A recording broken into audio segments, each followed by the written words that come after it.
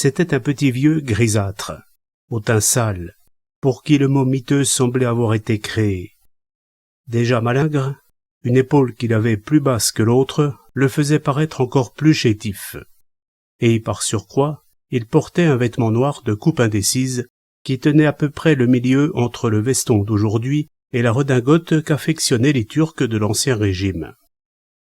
Dans la rue, on l'eût pris pour un de ces innombrables vieux qui errent dans Constantinople, à présent Istanbul, à la façon des chiens d'autrefois, mangeant et gitant Dieu sait où, mais gardant néanmoins une étrange dignité. Au Pera Palace, le plus luxueux hôtel d'Istanbul, il choquait davantage, bien qu'il se tînt humblement assis dans un coin d'ombre, immobile, ses doigts seuls caressant d'un geste machinal les gros grains d'ambre d'un chapelet turc. Un solliciteur? On voit, dans les palaces, de ces gens qui attendent des journées entières d'être reçus par de puissants voyageurs qu'ils espèrent intéresser à leur sort. Mais si c'eût été un solliciteur, le concierge en uniforme impeccable qui officiait derrière le bureau d'acajou ne lui eût sans doute pas adressé de temps à autre un discret signe d'intelligence. À plus forte raison, du bar qu'on apercevait au-delà d'une vaste baie vitrée, le barman en veste blanche ne lui eût-il pas envoyé un verre de raki, l'alcool national de la Turquie, qui, au contact de l'eau, devint couleur d'opale et répandant un doux parfum d'anis. Le mieux est d'énoncer les faits, heure par heure, dans toute leur objectivité. À 7 heures de l'après-midi, alors qu'un peu de fraîcheur permettait enfin de respirer à l'aise et que le ciel adoptait la teinte irisée du raki, la sonnerie du téléphone résonna dans le stand du concierge, comme cela arrivait sans cesse. Mais cette fois, tout en répondant et en manifestant un empressement particulier, l'homme aux clés se tourna dans la direction du petit vieux et esquissa un bref clin d'œil. En même temps, on l'entendait qui disait à l'appareil « Bien, monsieur Burns. J'ai compris, monsieur Burns. Il sera ici dans un quart d'heure, monsieur Burns. Certainement, je réponds de lui, monsieur Burns. » Puis, ayant raccroché, il appela un chasseur à qui il commanda à voix haute « Tu iras dire à Avrenos d'être ici dans un quart d'heure, avec une bonne voiture. C'est pour monsieur Burns. » Le petit vieux ne bougea pas, et rien dans son attitude ne permettait de supposer qu'il eût entendu. Il égrenait toujours son chapelet, comme le font encore beaucoup de Turcs, même parmi les hommes d'affaires, et dans les bureaux modernes des banques. Pas davantage ne regarda-t-il vers un journal qui venait de remuer. Car si, dans le hall du Pera Palace, le petit vieux était aussi immobile qu'un des énormes vases de porcelaine bleue, il y avait un autre personnage dans son cas, un personnage enfoui dans le plus profond des fauteuils, ne laissant voir de lui que les jambes croisées et de fines chaussures de cuir blanc, le reste du corps étant caché par un journal déployé. Un quart d'heure s'écoula. Dans l'air flottait ce parfum à la fois lourd et épicé qui est la caractéristique des villes du Proche-Orient. Puis une grosse hispano découverte s'arrêta devant le perron. Elle était vieille, comme la plupart des voitures jadis somptueuses qui font le taxi à Istanbul. Le chauffeur en casquette blanche resta sur son siège. Un homme descendit, franchit la porte tournante et alla serrer la main du concierge. Il avait le visage couleur d'olive pas assez mûr, le poil luisant, les yeux vifs et les dents pointues, sans compter un complet de coupe excentrique et des bagues aux doigts qui le faisaient reconnaître de loin pour un drogman. C'était Avrenos, dont la profession consistait à guider les riches étrangers dans le Constantinople de jour, et plus spécialement dans le Constantinople de nuit, et à leur procurer tous les plaisirs qu'ils pouvaient désirer. Avrenos adressa une discrète œillade au petit vieux. Pendant ce temps, le concierge téléphonait. « Allô? Voulez-vous dire à monsieur Burns que son drogman est ici avec la voiture ?» De derrière le journal, une voix appela le chasseur. « Faites venir un taxi », commanda l'inconnu. Monsieur Eric Burns, citoyen américain, propriétaire de la plus fameuse marque de cigarettes in the world, parut soudain au haut de l'escalier monumental, souple et léger malgré sa haute taille, dédaigneux de l'ascenseur d'un vieux modèle qui ne fonctionnait qu'au ralenti. Il n'avait pas plus de 35 ans, et son allure dénotait un homme sûr de soi, habitué à l'action. « C'est ce monsieur ?» demanda-t-il au concierge en examinant Avrenos d'un œil critique. Il n'était pas enthousiaste. Son regard, tandis qu'il haussait les épaules, était même assez méprisant. « C'est bien, » dit-il cependant. « Je veux commencer par dîner dans un petit restaurant turc, un vrai restaurant à l'ancienne mode, où on ne serve que des plats du pays. Bien, votre honneur. »« Je ne suis l'honneur de personne. Appelez-moi Monsieur Burns, comme tout le monde. » Alors, il se passait une chose assez extraordinaire. Le petit vieux devait avoir l'habitude d'évoluer sans bruit, sans seulement remuer d'air, car on ne s'aperçut pas qu'il quittait sa place, traversait tout le hall et sortait. Seulement, quand M. Burns eut pris place dans l'Hispano, à côté d'Avrenos, il remarqua qu'un homme était assis à côté du chauffeur, un vieillard miteux qui ne bougeait pas. M. Burns fronça les sourcils, questionna. « Qui est-ce » ?« Pour ouvrir la portière et garder l'auto quand on stationne, » expliqua le drogman. « C'est l'habitude du pays. » M. Burns, qui accomplissait le tour du monde et qui était arrivé l'avant-veille en Turquie, croyait peut-être avoir établi un programme original. La vérité, c'est qu'on lui servait très exactement les curiosités et les réjouissances qu'on réserve à tous les étrangers en mesure de les payer. D'abord, le dîner, dans un petit restaurant très sale du marché aux poissons, dans la vieille ville. Des moules frites, des crevettes au basilic, d'étranges hors-d'œuvre au goût très fort, puis un plat qu'Avrenos expliqua à voix basse, avec un sourire égrillard, être composé de certaines parties des jeunes agneaux. D'autres étrangers étaient là, la plupart flanqués de leur drogman. Et il y en avait un, en particulier, entré tout de suite après Burns, que celui-ci regarda en fronçant les sourcils. Quant au petit vieux, il sommeillait sur le siège de l'Hispano. La deuxième partie du programme fut désespérante. Burns avait sans doute demandé à visiter une fumerie de hashish. L'Hispano se faufila dans quantité de petites rues des vieux quartiers, suivi de près par un taxi. De temps en temps, Avrenos descendait, pilotait son client à travers un dédale de ruelles impraticables, expliquait « Ici, on fumait encore avant-hier. Je me demande si la police... » Et, comme par hasard, toutes les fumeries qu'il connaissait venaient d'être fermées par la police. Il remplaçait le spectacle par des explications moins dangereuses. Dans ce petit café qui est fermé, on passait aux clients, à travers des trous pratiqués dans le plancher, le bout du narguilé qu'un boy entretenait, couché à plat ventre sous le rez-de-chaussée. M. Burns ne disait rien. On ne pouvait savoir s'il était content ou non.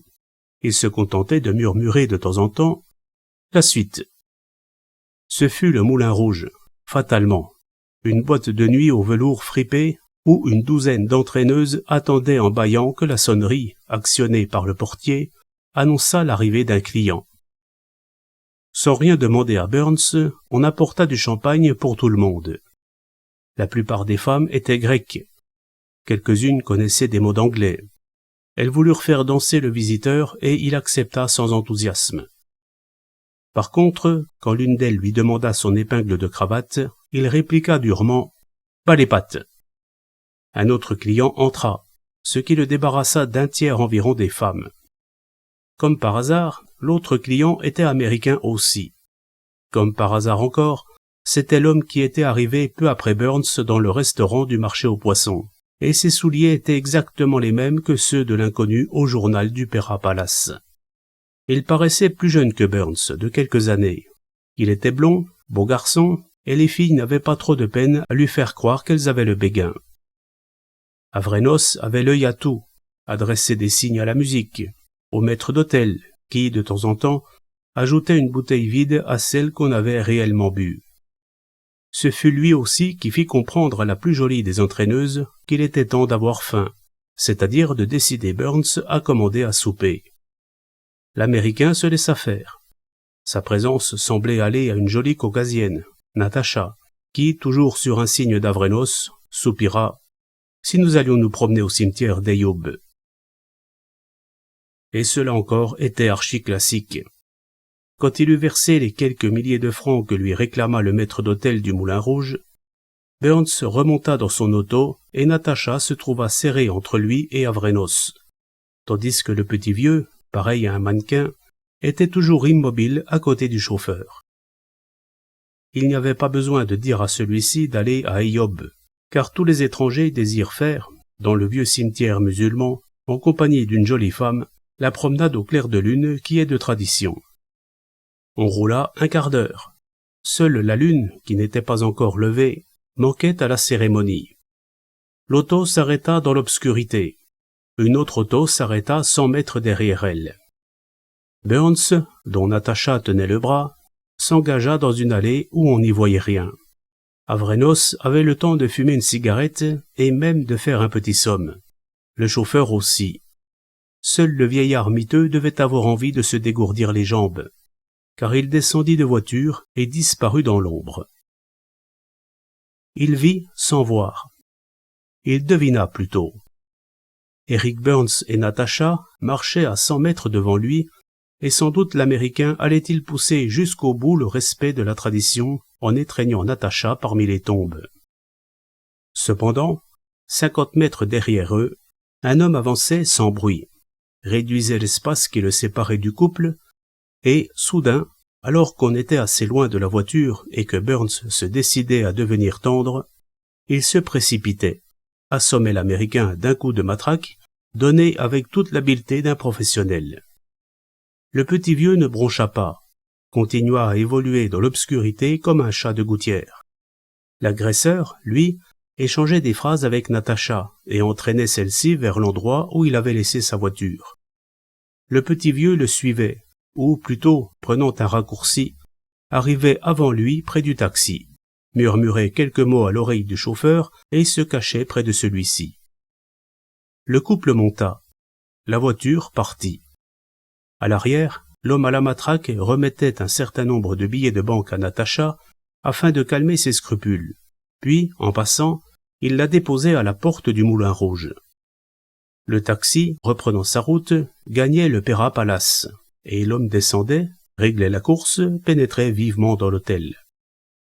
Cependant, le petit vieux y entrait en même temps que lui par une petite porte, et, caché derrière une tenture, il voyait l'inconnu s'approcher du portier, lui demander du feu, se pencher, et, ce faisant, prendre une des clés qui étaient préparées pour les clients non encore rentrés. « Bonne nuit. Pas de réveil demain matin, monsieur Smith ? » ?»« Non, laissez-moi dormir. » Monsieur Smith, une fois disparu dans l'escalier, le petit vieux s'approcha à son tour du concierge, regarda les clés, laissa tomber. Il s'est trompé de clé. Il a pris celle de monsieur Burns. Le concierge ne s'émut pas. « Je dois aller le lui dire ? » ?»« Jamais de la vie. Donnez-moi au téléphone le 18-14. »« Tout de suite, Ali Bey. » Le bar était fermé. Il était 3 heures du matin. Cependant, Ali Bey, après être resté quelques instants dans la cabine téléphonique, alla chercher dans un placard une bouteille de raki, comme si elle n'eût été là que pour lui, et s'en servit un plein verre, sans songer à en offrir au si complaisant concierge. Il était toujours aussi vieux, aussi terne, aussi miteux. Mais, peut-être sous l'action du raki, ses petits yeux brillaient étrangement.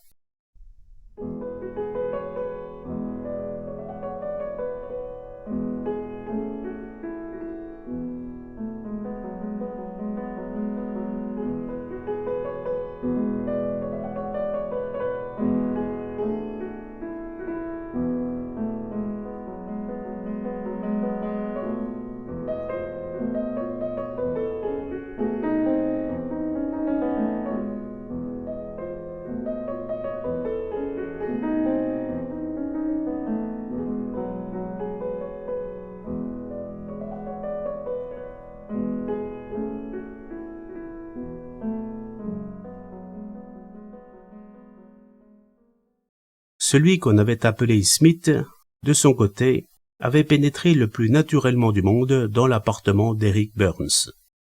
C'était le grand appartement du premier étage, où avaient défilé tous les hôtes de marque, y compris des altesses royales.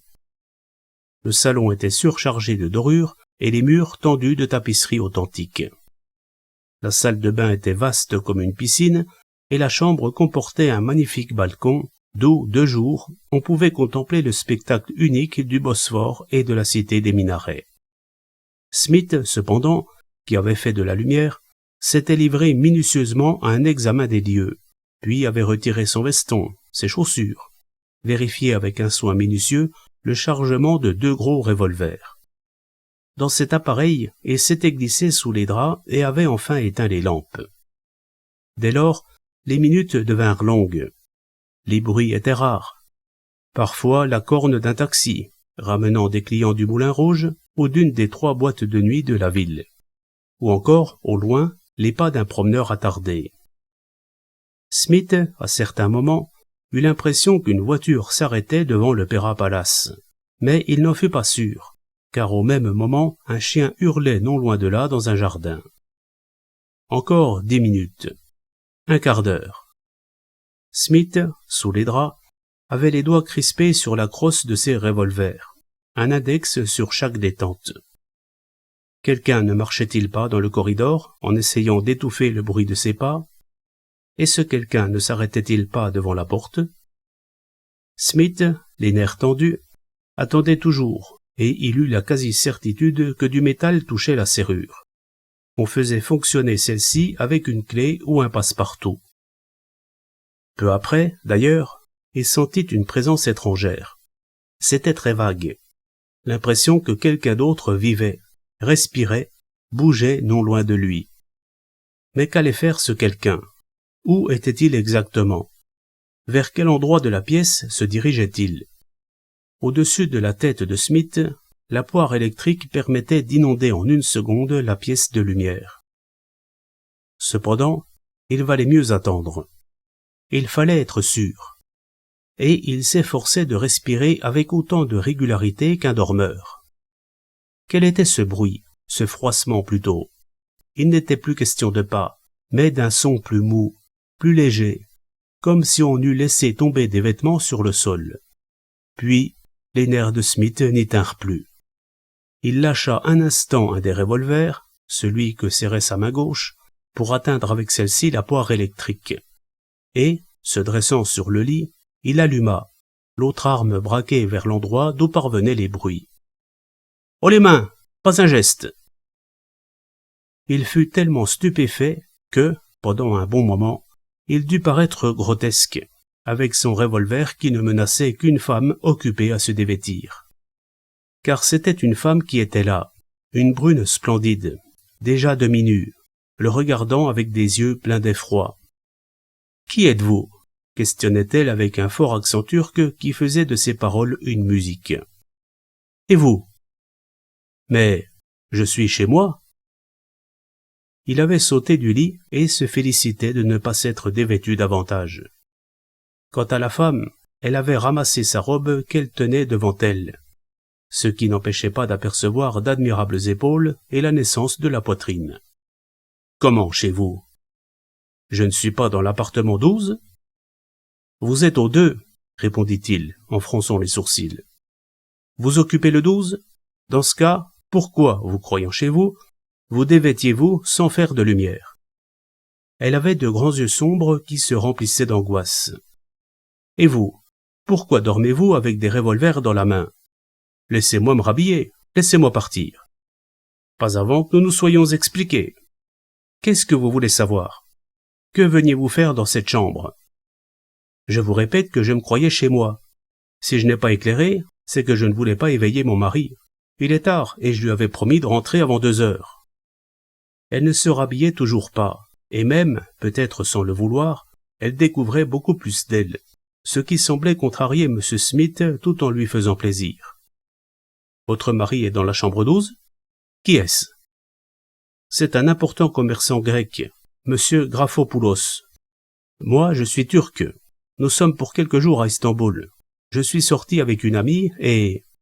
Elle rougissait, semblait prête à pleurer.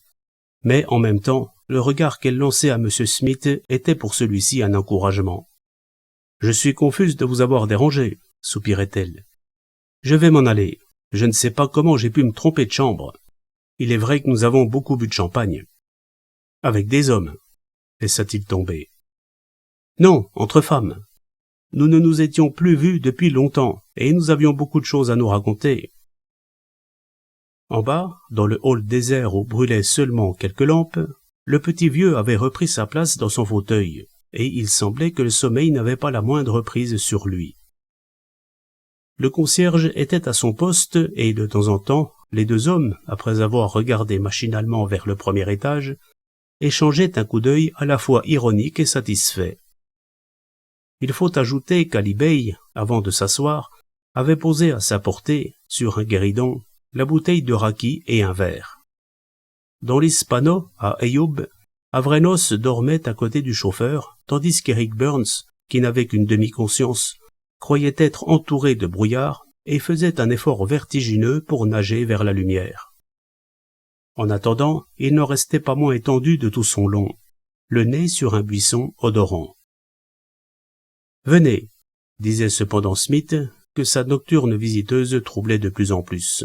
« Nous serons mieux pour bavarder dans une autre chambre. »« Pourquoi ? Ce n'est pas la vôtre ? » ?»« Peu importe, venez avec moi. »« Mais si mon mari me surprenait ? » ?»« Il n'y a pas de danger. »« Pourquoi dites-vous ça ? » ?»« Venez, vous comprendrez. » Il ramassa son veston, le chapeau et le manteau de sa compagne. Dans le couloir, il ne fit que quelques pas, s'arrêta devant une porte surmontée du numéro 12. « Qu'est-ce que vous faites ? » balbutia-t-elle. « Vous voyez, je rentre chez moi. Mais, entrez, nous serons très bien à l'intérieur pour nous expliquer. » Et une fois dans la chambre, « Comment vous appelle-t-on ? » ?»« Sajidé. »« Et vous n'êtes pas marié, n'est-ce pas ? » ?»« J'ai failli l'être. » On aurait dit que M. Smith hésitait entre son devoir et sa passion naissante. « Vous étiez beaucoup mieux tout à l'heure sans votre robe, » remarqua-t-il. « Vous voulez que j'enlève ? » Je me le demande. Et il se le demandait, en effet. Il lui jetait des regards furtifs où il y avait de plus en plus de curiosité et de concupiscence. « Qu'est-ce que vous faites ? » balbutia-t-il soudain. « Je me couche ? Ce n'est pas ce que vous m'avez dit ? Vous ne semblez pas vous douter que nous avons à parler sérieusement. » Et elle, lascive et ironique tout ensemble, « Vous croyez qu'on ne pourra pas parler sérieusement après ?» M. Smith grogna. Il tourna un bon moment rond dans la pièce, remuant des pensées contradictoires. Et ce qui le rendait un peu ridicule, c'est qu'il avait gardé sans s'en rendre compte un de ses revolvers à la main. Mais la vue des épaules laiteuses de Sajidé, de sa gorge qui était complètement nue, le dessin de son corps sous le drap, lui enlevèrent ses hésitations. « Tant pis pour Burns, » décida-t-il. « Qu'est-ce que vous avez dit ? » ?»« Rien. »« Vous avez parlé de Burns ? Qui est-ce ? Pourquoi étiez-vous dans une autre chambre que la vôtre ? Et vous ? » ?»« Moi, c'est différent. Moi aussi. Vous ne voulez pas m'expliquer pourquoi vous venez de prononcer « Tant pis pour Burns ?» Alors Smith, en se glissant sous le drap, de soupirer « Peut-être après. »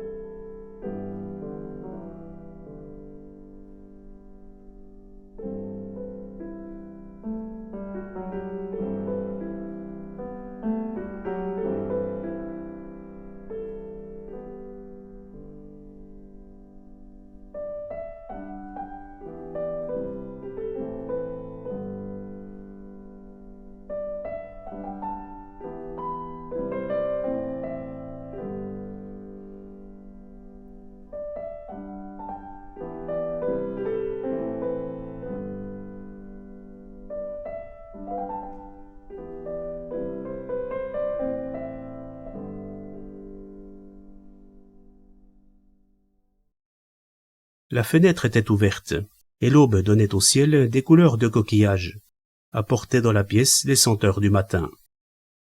Smith dormait, la tête sur la poitrine douce et tiède de Sajidé, quand une Hispano s'arrêta devant le Pera Palace.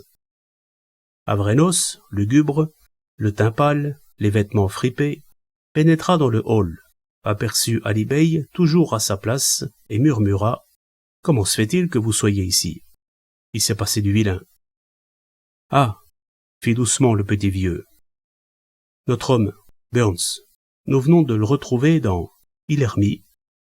Pas tout à fait. Il faut qu'on m'aide à le porter dans sa chambre. Ce ne fut pas le petit vieux qui se dérangea, mais le portier. Burns était lourd. À trois, ils eurent de la peine à le monter au premier et à le dévêtir. L'Américain avait repris connaissance, mais il était un peu comme un homme qui a trop bu et qui ne se souvient de rien. Le concierge, en homme habitué à ces sortes d'aventures, lui mit une compresse froide sur le front et descendit. « Qu'est-ce que je dois faire maintenant ?» demanda Avrenos à Ali Bey. « Rien du tout. Ou alors signale l'accident à la police, mais je ne te le conseille pas. »« Vous ne voulez pas qu'on sache que vous étiez là ?» grommela encore un Avrenos mécontent en lançant un assez vilain regard au bonhomme. « Il est inutile de dire des choses que personne ne te demande. » Toujours la même histoire. Il s'en alla. Le petit vieux regarda l'heure, se versa une dernière rasade de raki et dit au portier de nuit « Tu m'éveilleras à 7 heures. » Ce fut son fauteuil, dans un coin du hall, qui lui servit de lit, et son étrange redingote de chemise de nuit. Il garda même son chapeau sur la tête. La colère de Narim Pacha fut, ce matin-là, un spectacle particulièrement pittoresque. On venait, comme on le faisait 20 fois par jour, de déposer sur le bureau du préfet de police le traditionnel plateau de cuivre avec les tasses de café turc flanquées de verres d'eau. Depuis une bonne heure, Narim Pacha offrait à chaque visiteur de marque la cigarette blonde et le moka qui sont de règle dans la haute administration ottomane. Le bureau, dont les fenêtres s'ouvraient sur la cour ensoleillée d'un vieux palais, était plein de monde, 15 ou 20 personnes, les unes assises, les autres debout, personnages importants de Stamboul, cireurs de chaussures et portefaix en costume national. La nouvelle règle turque veut, en effet, pour éviter la mode désastreuse du bakchiche, que tous les fonctionnaires, quel que soit leur grade, ne reçoivent qu'en public, si bien que, les huissiers étant supprimés, les salles d'attente aussi, tous les solliciteurs assistent à l'entretien de ceux qui les précèdent. Narim Pacha était gras, soigné, parfumé. Il ne lui manquait que le fez, désormais défendu, pour être l'image parfaite du Turc qu'on voyait jadis sur les boîtes de cigarettes de luxe. Or, soudain, cet homme courtois se dressa d'une détente, balaya d'un geste nerveux le plateau à café turc et hurla dans la direction de ses secrétaires « Qu'on m'amène tout de suite Ali Bey !»« Il n'est pas encore arrivé au palais, Excellence. »« Qu'on aille me le chercher, qu'on le déniche où qu'il soit. » Et Narim Pacha se rassit pour s'éponger et reprendre haleine, car il faisait vraiment très chaud.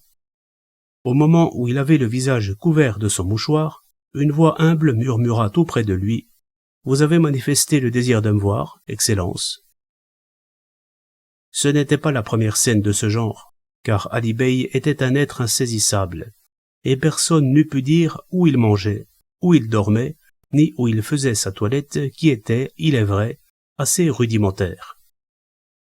Ses fonctions étaient vagues aussi, son service mal déterminé, en ce sens qu'il ne s'occupait que des étrangers de marque, mais officieusement, dans la coulisse et un peu à sa guise. Certains prétendaient que ce petit vieux mal rasé et mal vêtu était, du temps de la Sublime Porte, un sémillant secrétaire d'ambassade, et qu'ainsi il avait vécu dans toutes les capitales de l'Europe. Il ne s'en vantait pas, il ne prétendait jamais non plus qu'il parlait 7 ou 8 langues, mais aucune conversation étrangère ne lui échappait. « Vous voici, Ali Bey. Quelle est la consigne que je vous ai donnée pas plus tard qu'avant-hier » Quelqu'un qui avait un peu rougi et qui était de plus en plus embarrassé, c'était Avrenos. Il se tenait debout en face de Narim Pacha, et c'étaient ses déclarations qui avaient provoqué la colère de celui-ci.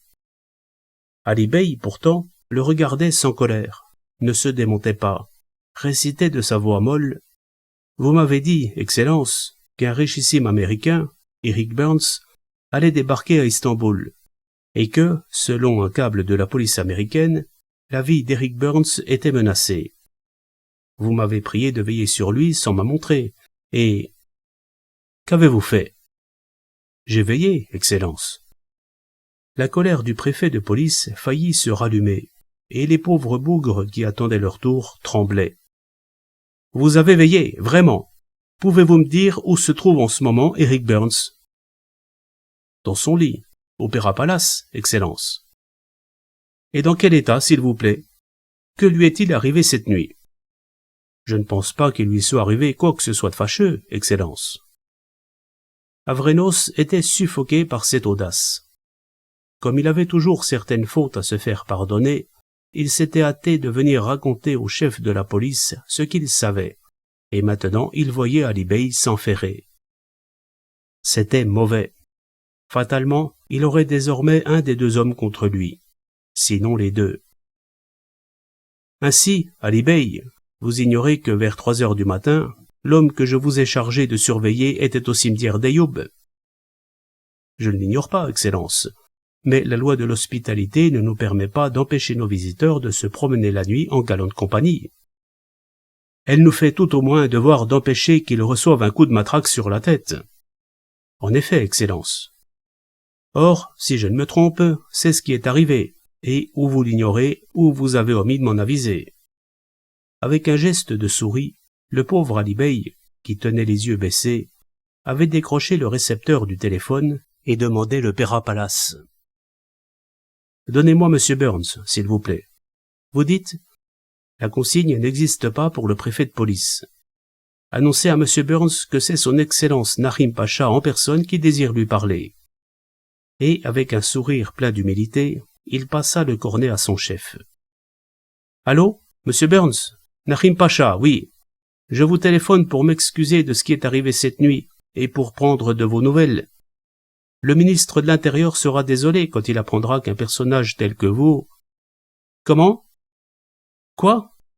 Vous ne comprenez pas? Il ne vous est rien arrivé? Mais, Ayoub, une simple promenade? Et après? Ali Bey évitait de lever les yeux, et Avrenos, qui ne pouvait ignorer le sens de cet entretien, se demandait s'il était devenu fou ou s'il avait eu des visions. « Excusez-moi, on m'avait dit... Oui, je suis ravi qu'il ne vous soit rien arrivé. Ravi. Enchanté, Monsieur Burns. » Il raccrocha, regarda durement Avrenos. « Vous étiez ivre cette nuit. Vous n'avez pas honte, faisant le métier que vous faites, de boire plus que de raison. Filez, et ne me dérangez plus pour me raconter des sornettes, sinon je vous prie de croire qu'il vous en cuira. » Avrenos s'enfuit sans demander son reste. Ali Bey resta, et, comme on apportait un nouveau plateau de café, il reçut une petite tasse et un verre d'eau, sans compter une cigarette à bout doré qu'il glissa dans sa poche, car il ne fumait pas. « Vous croyez vraiment, Ali Bey, que la vie de cet homme soit menacée? J'ai lu les rapports américains. D'après eux, Burns reçoit depuis plusieurs mois des lettres de menace qui spécifient que, s'il ne verse pas $200 000 avant une date déterminée, il sera abattu. C'est pourquoi, d'accord avec la police des États-Unis, il a entrepris le tour du monde. Ce n'est pas un homme d'affaires. Sa fortune, il l'a trouvée en naissant, puisque c'est Jack Burns, celui qu'on appelle le Grand Burns, qui a fondé l'affaire de cigarettes et a gagné des millions de dollars. Ali Bey récitait tout cela d'une voix monotone, en regardant le bout de ses souliers. « D'où vient-il en ce moment ?» questionna Narim Pacha. « Il est passé par les Hawaï, le Japon et les Indes. Or, depuis son départ, il continue à recevoir des lettres de menaces qui se font de plus en plus pressantes, annonçant que sa mort est pour très bientôt. Ces lettres arrivent d'Amérique? Non pas, des endroits où Burns se trouve, et je crois bien qu'il en a reçu une hier au Opéra Palace. Quelles précautions prend-il? Il est accompagné depuis New York d'un détective qu'on appelle Smith, et qui le suit comme son ombre, armé de 2 revolvers automatiques. Et, depuis l'Amérique, le détective n'a remarqué dans le sillage de Burns aucun visage équivoque. Je l'ignore, Excellence. Je reste dans l'ombre. Eric Burns et Smith ignorent l'existence de l'humble personnage que je suis. Je me contente de veiller à ce que, sur le sol turc, il n'arrive aucun mal à un magnat américain. Vous ne voulez pas que je vous donne des hommes? Je n'en ferai rien, Excellence. Peut-être serait-il prudent malgré tout de faire surveiller le Père Palace. Ali Bey ne répondit pas, salua profondément et s'éloigna de sa démarche de clochard qui a été jadis quelque chose dans la vie. Dans la cour, Avrenos l'attendait, honteux, anxieux. « Je croyais qu'il aurait porté plainte, » balbutia-t-il. « Dans ce cas, la police m'en aurait voulu de mon silence. Il faut toujours dire ce qu'on sait, mais il faut faire attention et ne pas se tromper. Vous n'allez pas prétendre, Ali Bey. Vous avez entendu le coup de téléphone du préfet. Eric Burns lui-même a déclaré formellement qu'il ne s'était rien passé cette nuit. Ne buvez pas trop, Avrenos. » Et Ali Bey commença de descendre, en claudiquant, la longue avenue ensoleillée qui plongeait dans la vieille ville.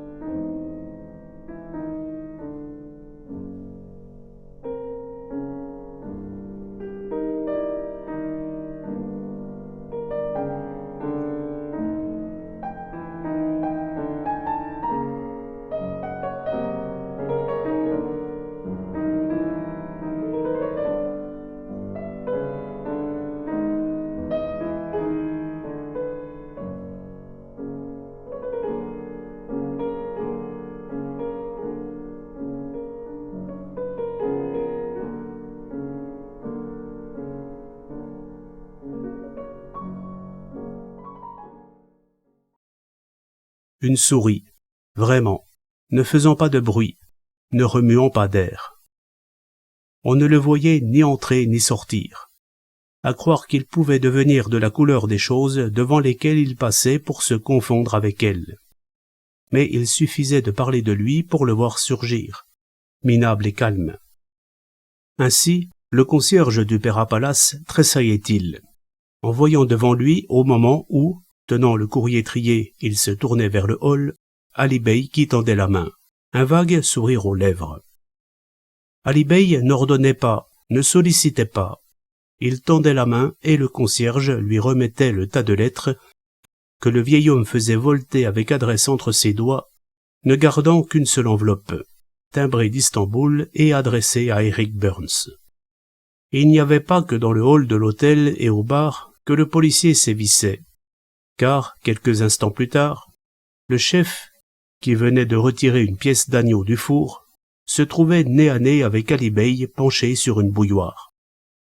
Ali Bey, minutieusement, en homme habitué à ces sortes de travaux, décachetait la lettre, déployait le papier et allait le lire au-dessous du soupirail qui éclairait la cuisine en sous-sol. « Eric Burns, je vous ai donné le temps de réfléchir, et j'ai eu l'occasion de vous prouver à maintes reprises que mes menaces n'étaient pas vaines. Aucune police, aucun détective ne vous empêcheront de subir votre sort si, dans une semaine, où que vous soyez, vous n'avez pas versé la somme demandée selon les modalités prévues. D'ici là, vous recevrez quelques autres avertissements et certains pourraient être cuisants. » C'était signé de 3 petites croix à l'encre rouge.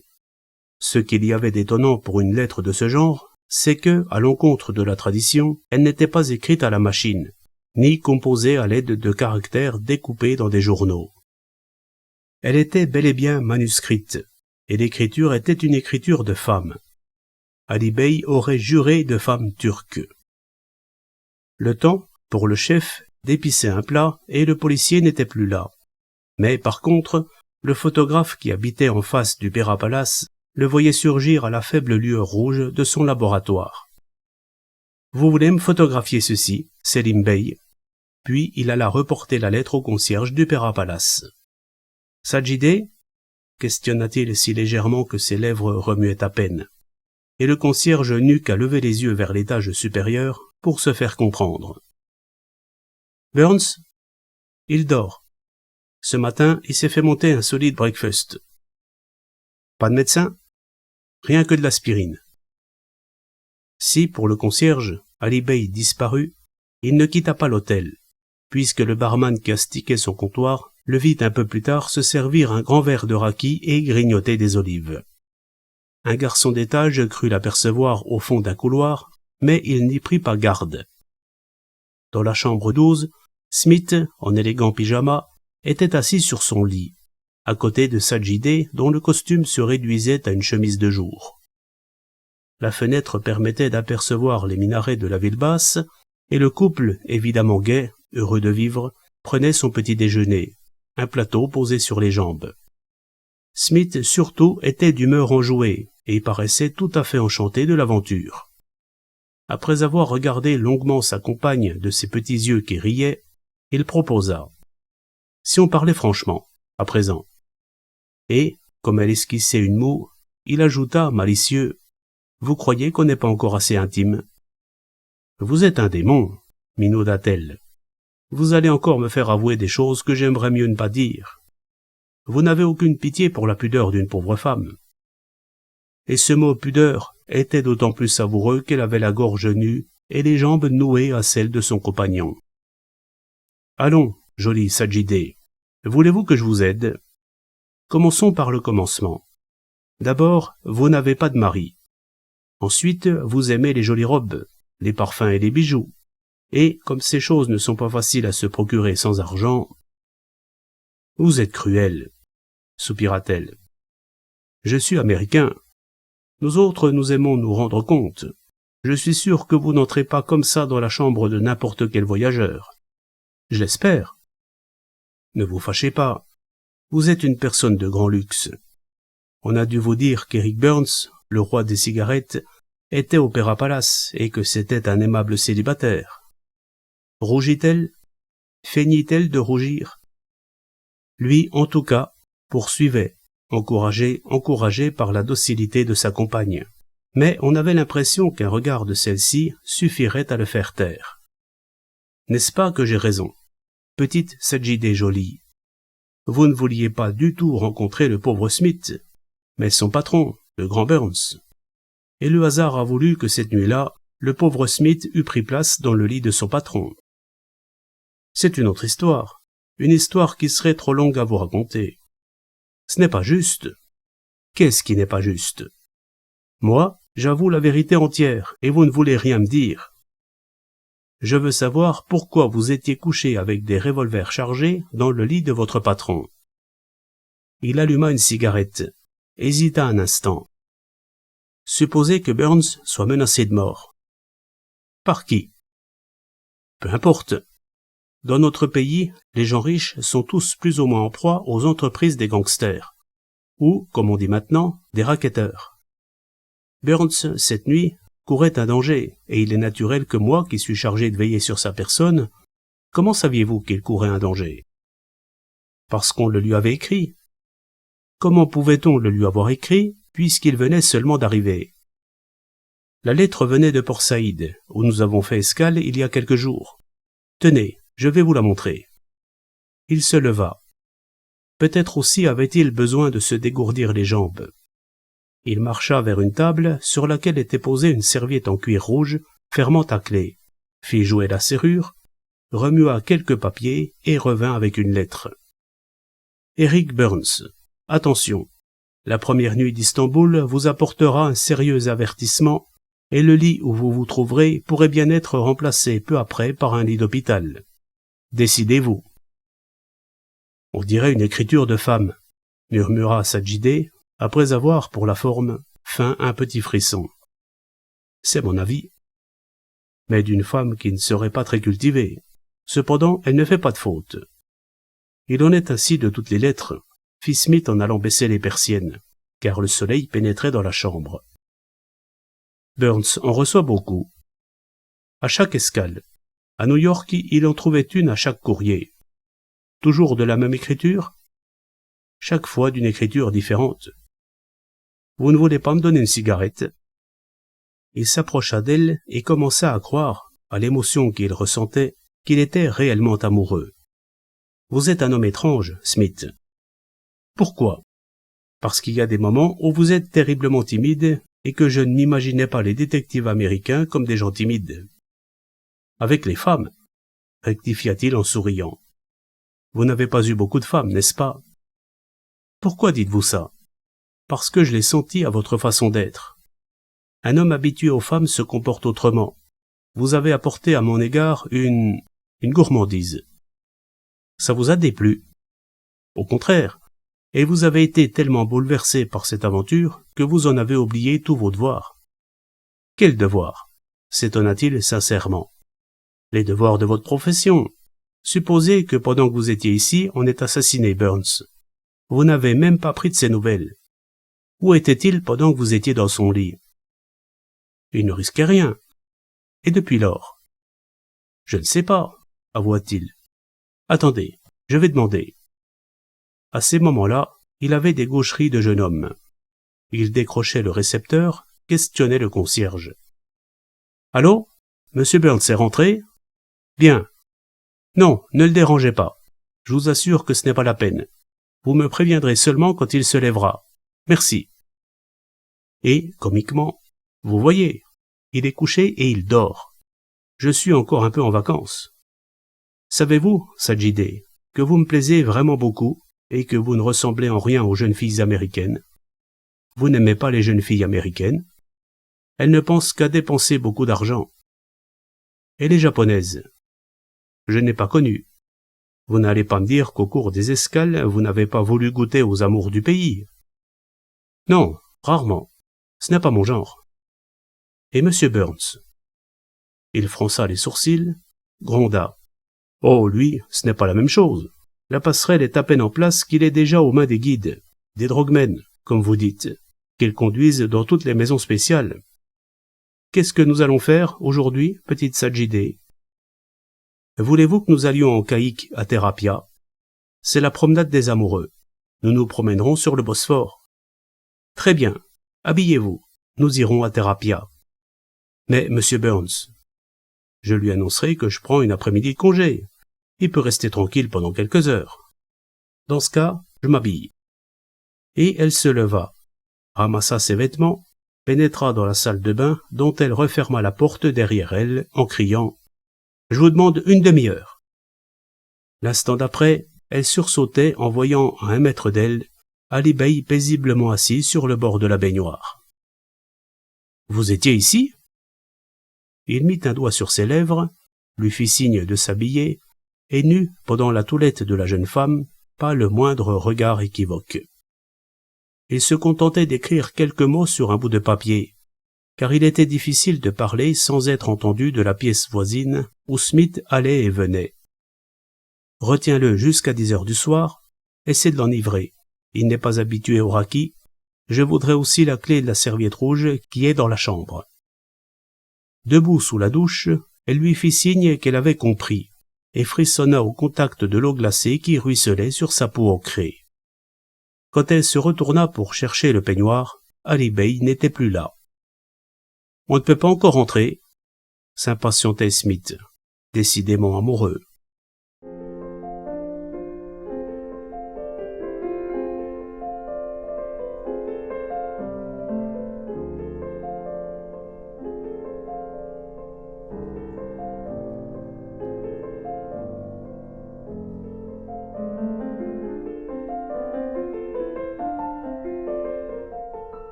Du raki au bar, quelques languettes de poisson fumé et séché, comme on en trouve dans tous les cafés de Turquie. Tel fut le repas de midi d'Ali Bey, qui devait rarement s'asseoir à une table normalement dressée.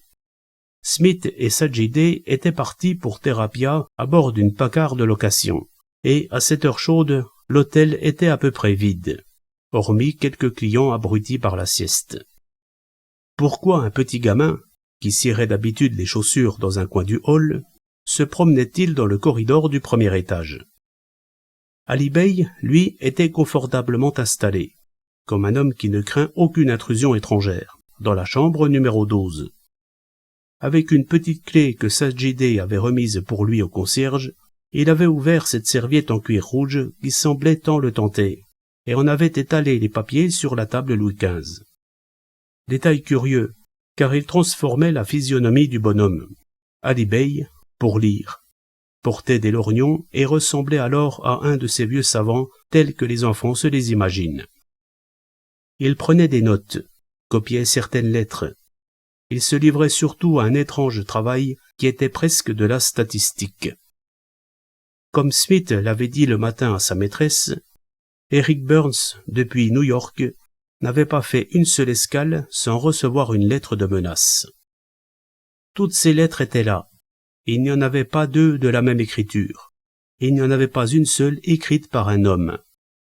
Enfin, la plupart du temps, les caractères étaient assez informes, malgré une application qui faisait penser à des écolières recopiant un devoir.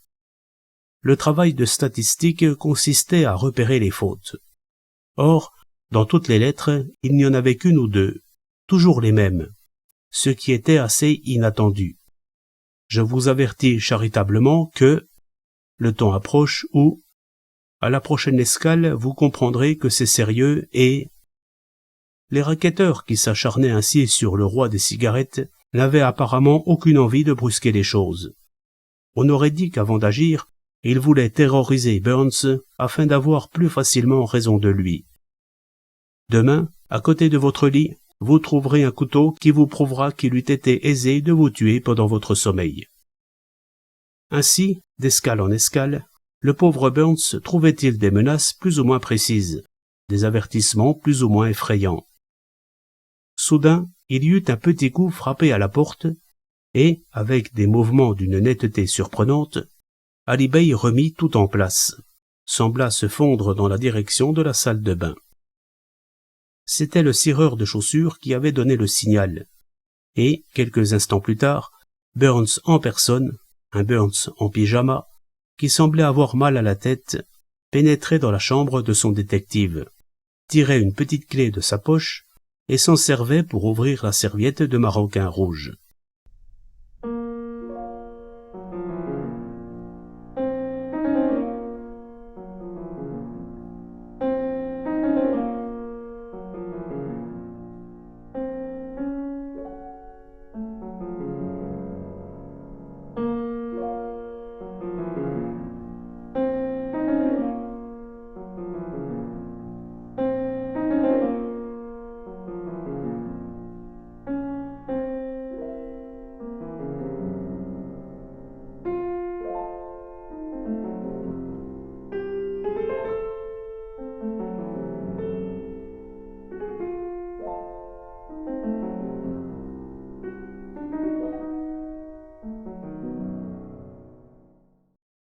Si je vous disais que vous me plaisez beaucoup, minaudait Sajidé, est-ce que vous prolongeriez votre séjour à Istanbul?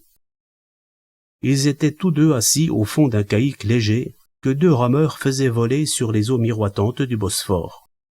Sur la rive se dressaient les bâtiments somptueux des ambassades et on apercevait encore quelques vastes yalis de bois ayant appartenu aux grands seigneurs de jadis. Je crois que ce ne serait pas possible, soupirait Smith avec embarras. À cause de Burns, je crains en effet qu'il ne veuille continuer son voyage sans s'arrêter. Il a peur? C'est-à-dire, il est évident que la situation est sérieuse. J'ai remarqué qu'en dehors des États-Unis, on ne croit pas trop aux gangsters. Nous savons, nous, que la lutte est très dure.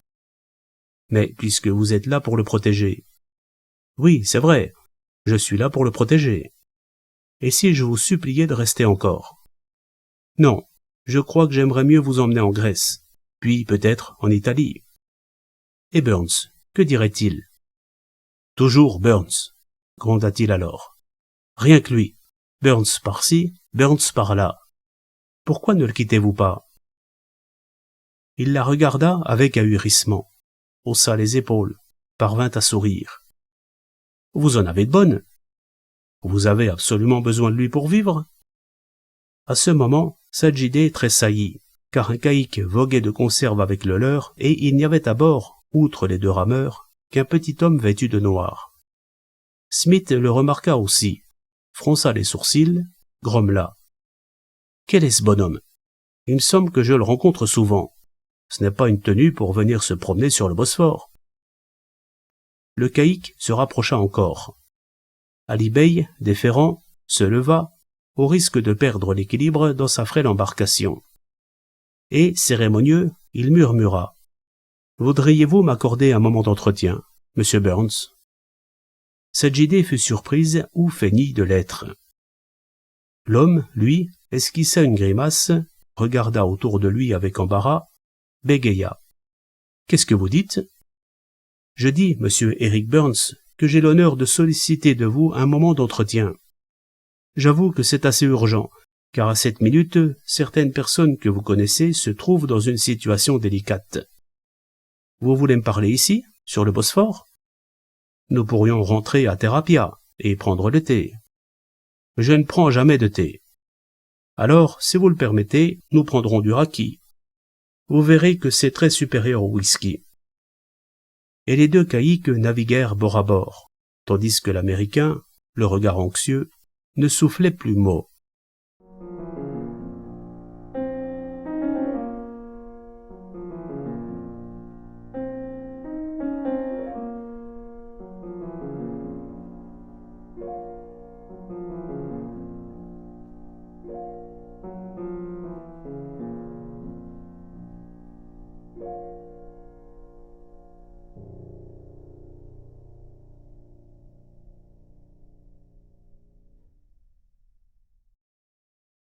Ce n'est pas ainsi qu'on boit le raki, Monsieur Burns.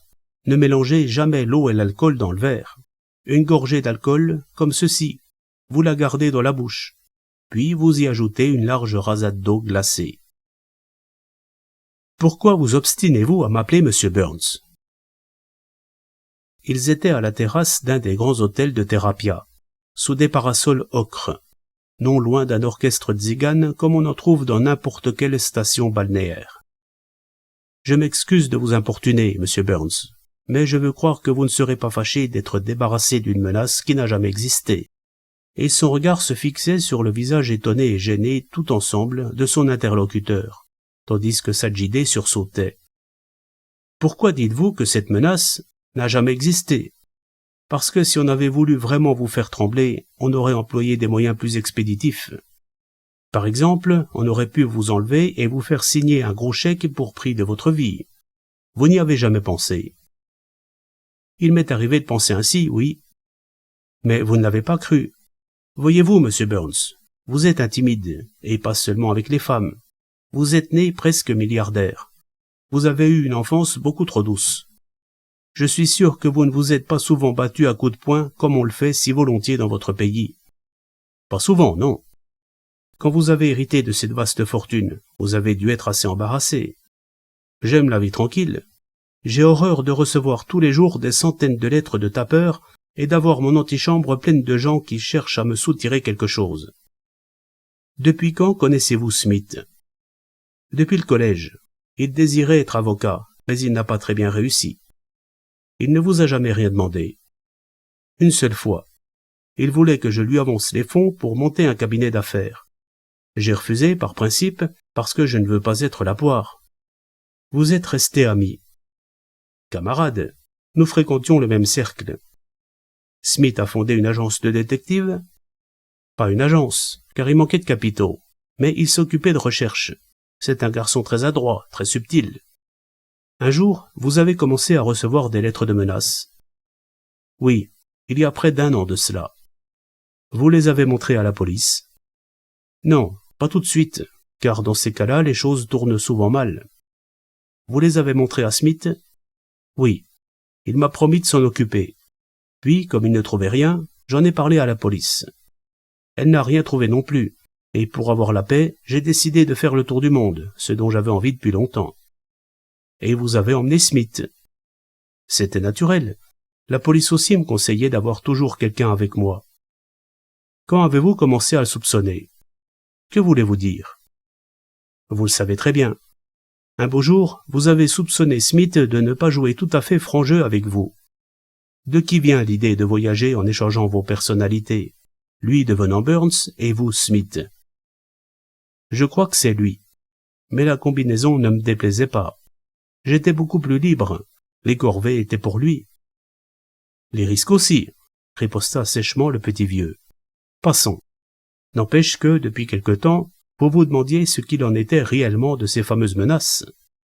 Une lettre vous disant que Burns serait attaqué dans son lit la nuit dernière, à Istanbul, vous avez eu un sursaut d'énergie et vous avez voulu y être. C'est vrai, j'en avais assez. Je voulais savoir. L'héroïsme des timides. C'est comme la colère des moutons. Ça ne recule devant rien. Pour être sûr que Smith ne pourrait pas vous jouer la comédie une fois de plus, vous vous en êtes momentanément débarrassé en lui donnant un coup de matraque au cimetière d'Ayoub. Puis vous avez pris, si je puis dire, sa place dans votre lit. Vous étiez prêt à recevoir l'ennemi. C'est une femme qui est venue, soupira Burns, qui n'était pas fier. Bien entendu. Pourquoi dites-vous bien entendu? Parce que c'est moi qui vous l'ai envoyé. Burns lança un long regard de reproche à Sajidé, puis baissa la tête. Quand il la releva, ce fut pour questionner. Mais comment avez-vous découvert tout ça? En furetant, murmura légèrement Ali Bey. En furetant et en réfléchissant. Ces lettres écrites par des personnes différentes, par des femmes de toutes les nationalités. Il n'y avait donc pas une troisième personne qui vous suivait. Par conséquent, c'était votre compagnon qui... C'est Smith, n'est-ce pas? S'écria-t-il avec colère. Hier, dès son débarquement, j'ai suivi le faux Burns. Comme vous le savez sans doute, il n'a pas tardé à se faire conduire dans une maison qui ne passe pas pour inhospitalière. Sur le moment, ça m'a paru normal. Aujourd'hui, après la lecture des différentes lettres, vous avez forcé la serrure de la serviette. Je l'ai ouverte avec la clé, que je me fais un devoir de vous rendre. Nouveau regard furieux de Burns à la jeune femme. J'ai pensé, dis-je, qu'il devait en être partout de même. Vous avez d'ailleurs parlé des escales du faux Burns. Vous étiez dans la chambre. Dans la salle de bain, fit modestement Ali Bey. Mais alors? Et, cette fois, on put croire que Burns allait bondir sur sa compagne. Excusez-moi, chaque métier a ses inconvénients. Dites-vous bien que nulle part vos gestes ne sont aussi minutieusement épiés que dans les palaces, que ce soit à New York, à Paris, à Berlin, à Istanbul. Je suis allé dans cette maison où le faux Burns s'est fait conduire hier. J'ai retrouvé sa compagne. Il détourna légèrement la tête, fit un signe, et une jeune femme très brune qui consommait à une table voisine s'avança. Ali Bey lui parla en turc. Puis il dit à son interlocuteur « Elle ne connaît pas l'anglais. Sajidé pourra vous traduire son discours. » Et, tandis que l'autre parlait avec volubilité, Sajidé traduisit en effet. Le monsieur m'a montré une feuille de papier et m'a demandé de la recopier. C'était difficile parce que je ne comprenais pas, mais il était derrière moi. Il m'a fait recommencer 3 fois. Il m'a donné 20 livres turcs. Qu'il a inscrite aux frais d'enquête, gronda Burns qui était à cran. Car n'avait-il pas été dupe de tout le monde, non seulement de son ami Smith, mais de cette Sajidé, à qui il venait de proposer de l'emmener à travers l'Europe, et, par surcroît, de ce bonhomme miteux dont la tenue était déplacée à cette terrasse élégante. Le bonhomme, pourtant, poursuivait. Tout à l'heure, quand il est entré dans votre chambre, nous avons eu une petite explication, Monsieur Smith et moi. Où est-il? Il est toujours là-bas, gardé par 2 policiers. Il attend anxieusement votre retour. Lorsque je me suis présenté à lui, il essayait de s'emparer des lettres pour les détruire, car les événements de la nuit lui ont laissé croire que vous le soupçonniez. Parbleu! Vous avez tort, monsieur Burns. Vous vous emballez toujours sur une idée sans chercher à voir où elle vous mène. Ainsi, je suis persuadé que Sajidé est réellement amoureuse de vous, malgré tout ce que je vous ai dit. Quant à Smith, c'est à la fois un mauvais détective et un mauvais gangster. Il n'en voulait pas votre fortune. Il n'a pas assez d'envergure pour ça. Mais il s'est dit qu'en vous menaçant sous le couvert de l'anonymat, vous feriez appel à ses services et qu'il obtiendrait ainsi une situation de tout repos. Sans compter le moyen de voyager somptueusement sous mon nom. Précisément. Vous n'ignorez pas l'histoire du pompier qui allumait des incendies pour se couvrir de gloire en les éteignant. Smith est ainsi. Avocat raté, détective raté, il a tâté du système. Il m'a juré que, le tour du monde terminé, il vous aurait rassuré, en prétendant qu'il avait eu raison des gangsters. Ainsi, sa réputation eût été établie définitivement en Amérique. Attention, monsieur Burns, je crois que c'est votre 3e verre de raki. Ce n'est pas fort. On dit toujours ça au début. Vos yeux brillent. Vous commencez à respirer bruyamment. Mais, sacrebleu, vous ne comprenez pas que si je respire ainsi, c'est que je suis enfin débarrassé de ce cauchemar.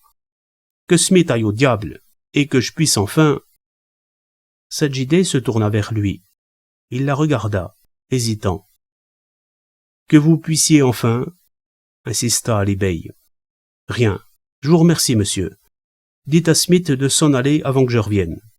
Qu'il raconte en Amérique, si ça lui plaît, qu'il a tué de sa main tous mes gangsters. Quant à vous, passez demain au Opéra Palace, et je vous promets... Ce ne sera pas pour moi, murmura humblement Ali Bey. Ce sera pour mes pauvres. Qu'est-ce qu'il va faire avec cet argent? Questionnait un Burns épanoui en paraphant le chèque qu'il venait d'établir au nom d'Ali Bey. Sans doute acheter des pièces d'or. Pourquoi des pièces d'or? Parce que c'est sa manie, du moins à ce qu'on prétend. Il les collectionne, il les cache, il ne vit de rien et se livre à sa marotte de la police. C'est un homme extraordinaire. Il comprend tout, il devine tout, il est partout. Du coup, Burns se leva et alla ouvrir la porte de la salle de bain, en revint rassuré et étreignit sa compagne.